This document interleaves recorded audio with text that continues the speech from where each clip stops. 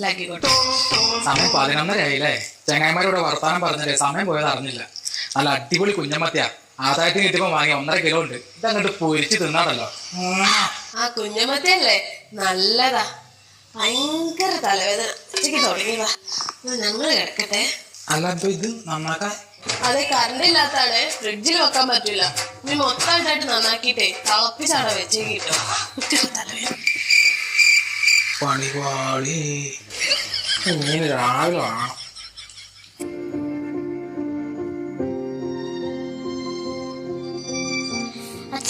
കഴിഞ്ഞോ?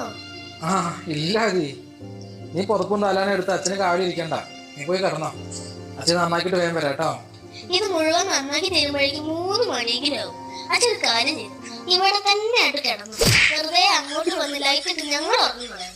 Good night.